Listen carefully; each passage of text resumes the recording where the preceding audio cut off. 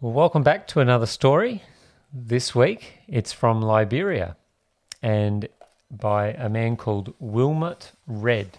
He's 26 years old and the story is called Big Feet, Big Trouble.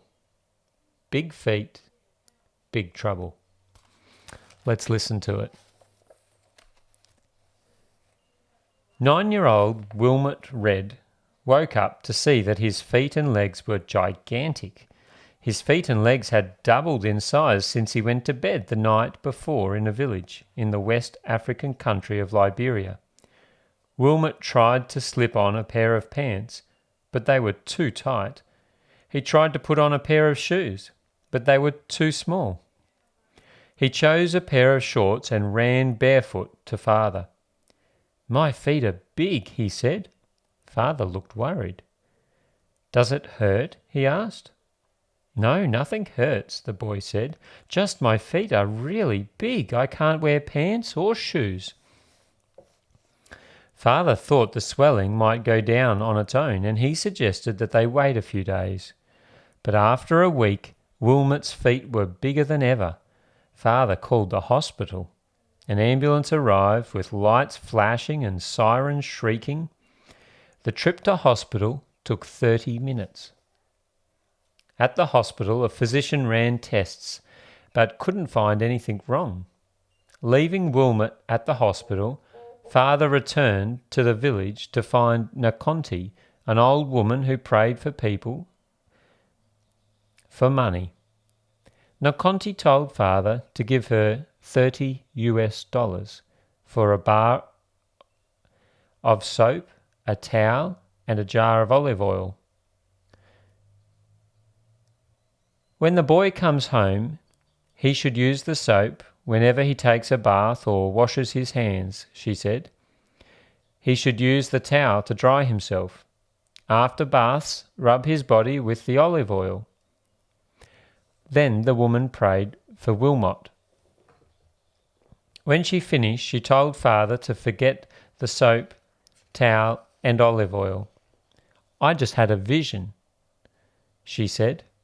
"The soap, towel, and olive oil won't help the boy. He has been cursed by someone who lives near here, so you must take him far away.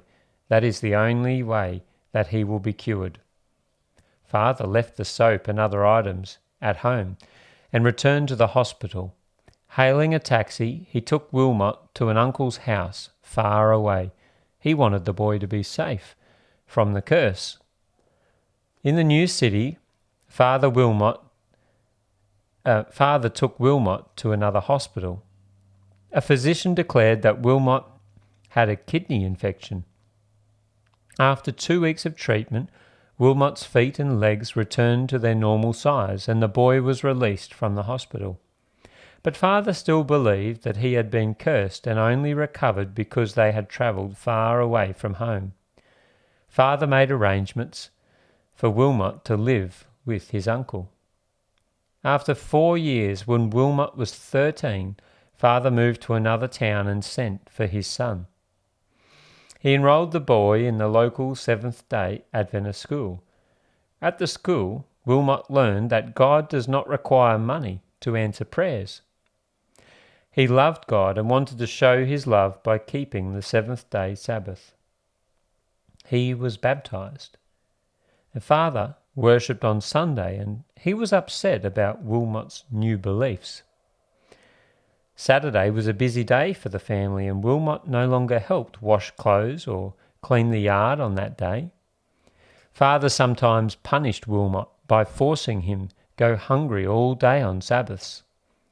Wilmot tried to talk to his father about the Sabbath, but Father refused to listen.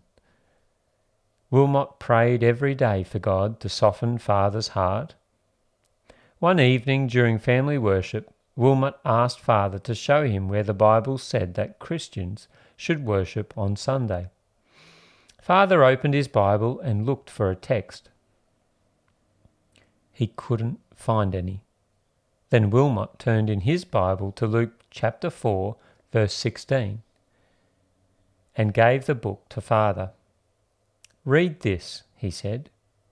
Silently he prayed for God to soften his father's heart. Father read that Jesus went to church every Sabbath. The verse said, "And as his custom was, he went to the synagogue on the Sabbath day." Father looked up with shock. "I didn't realize that Jesus worshipped every Sabbath," he said. "Son, I'm sorry for treating you unkindly. Wilmot never again had any trouble on Sabbath. He is praying for his father to become a Seventh-day Adventist. But he has never gone to the prayer woman. He goes directly to God. I pray to the Heavenly Father," he said. "I put everything into his hands." Part of this quarter's 13th Sabbath offering will open a K-6 school in Buchanan, Liberia, where Wilmot lives, so children can learn about Jesus just as he did as a child. Thank you for planning a generous 13th Sabbath offering. I hope you've enjoyed the story, and we'll see you again next week in another video. Bye-bye.